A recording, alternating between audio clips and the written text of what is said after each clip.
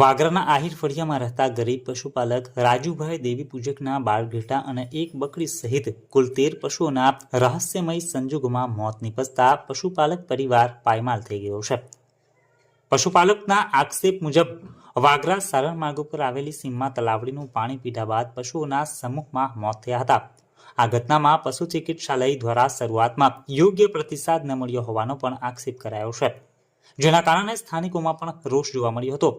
હાલમાં અન્ય 16 ઘેટી અને 9 બકરીઓ પણ જીવન મરણ વચ્ચે ઝૂલા ખાઈ રહી છે, ત્યારે પીડિત પરિવારે સરકાર પાસે વળતરની પણ માંગ કરી છે।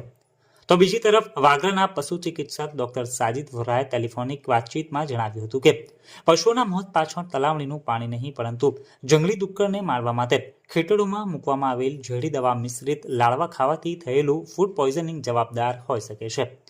વિભાગ દ્વારા પશુઓને તાત્કાલિક એન્ટીડોઝ આપી સતત મોનિટરિંગ કરવામાં આવી રહ્યું છે।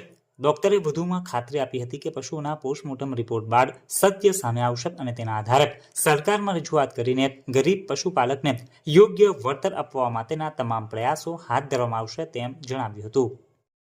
ગામ વાગરા રાજુભાઈ મોહન હું આવી રીતે ઘેટા ચાળવા ગયો હતો, ત્યાંથી પાણી પાઈ ને સાંજે આવ્યો। બીજા દાડે સવાર મેં મારા 12 નંગ મરી ગયેલા છે ને ડૉક્ટરને બોલાવ્યો।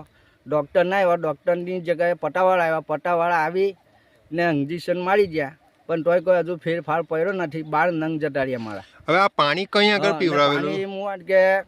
હું સારણવાળા રોડ પર ગયો હતો। સારણવાળા જે અમારી જ હદમે તળાવ છે એ તળાવમાં પાણી પાઈને આવીને બીજા દાડા સવારમાં મેં ઉઠીને જોયું 4 થી 5 નંગ 6 નંગ પડેલા।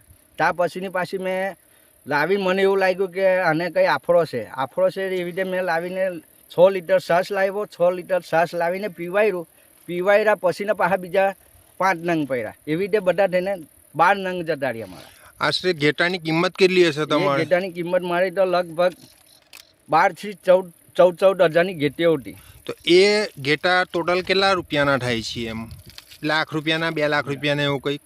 એમ તો 15-15ની ગણતરી વસ્તુ થાય કેટલા નહીં, 2 લાખ ઊંડીની વસ્તુ થાય। 2 લાખ રૂપિયાના ઘેટા તમારા જતા રહ્યા છે। હા, કેમિકલ વાળા પાણી પીવાથી કે એવું કંઈક છે તમને? એવું કંઈ આવે એ તો કંઈ ખબર નહીં આવે।